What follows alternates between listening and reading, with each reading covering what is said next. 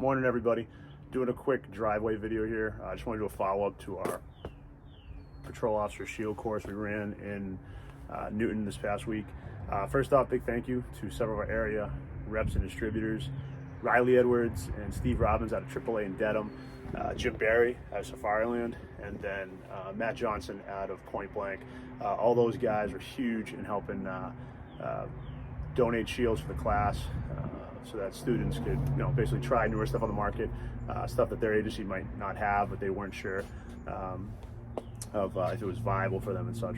So it was nice to see officers be able to switch shields off and try this, try that, and it was big thanks to those guys for donating the shields the students could try.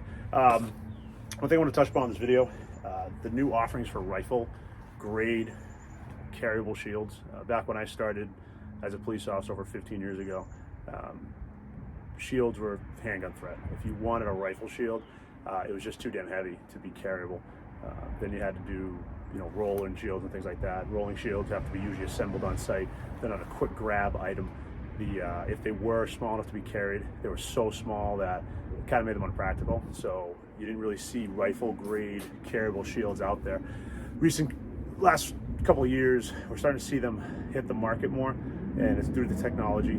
You're seeing things like polyethylene come a long way, and they're able to get polyethylene to a point that it's able to stop this higher grade, this higher speed stuff like green tip 5.56. If it's not polyethylene, you're seeing better advances with ceramics and or some type of hybrid of some type, where they're combining, for my limited knowledge on technology, they're combining a bunch of things into one to cover all their bases. The big issue with rifle grade is stopping green tip.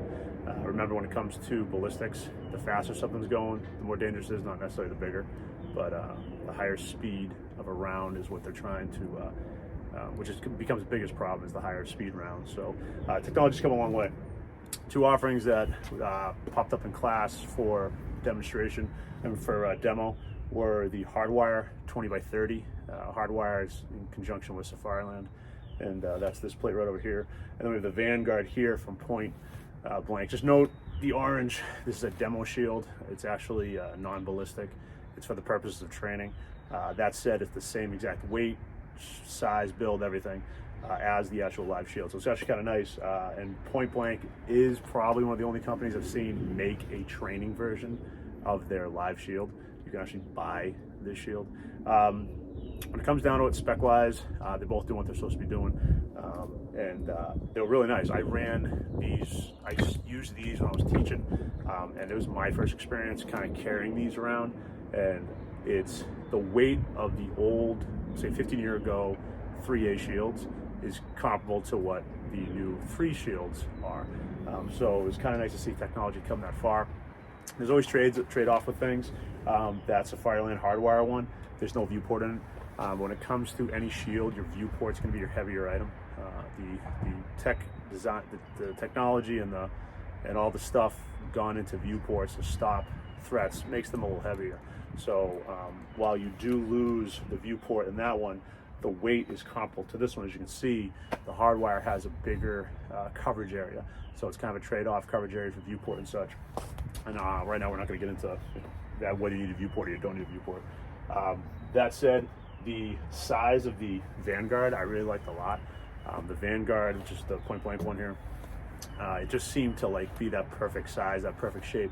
Very manageable around corners, very manageable in tight gaps.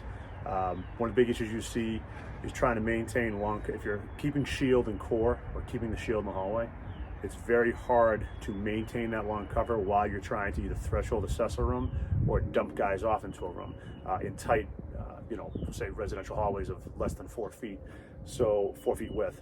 So I noticed with that shield, it was much easier to do that versus if you had the girth of the 20x30 there, it's a little more complicated. So these are great options. I say this, research the stuff that's out there. There's always a trade-off for cost. While I really, really like this shield a lot when I was running with it, its cost compared to that is significant. It's a lot of money. You're talking in the realm of this with the light, viewport light at this size, you're talking about $9,000. versus the Hardwire, I think, is rocking under 5. I think it's like between like high 3 or mid 4,000 for that thing. So there's good stuff on the market.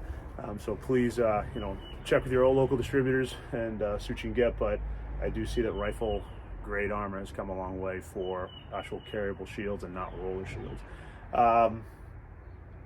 Closing out here, we do have another Patrol Officer Ballistic Shield class coming up in May.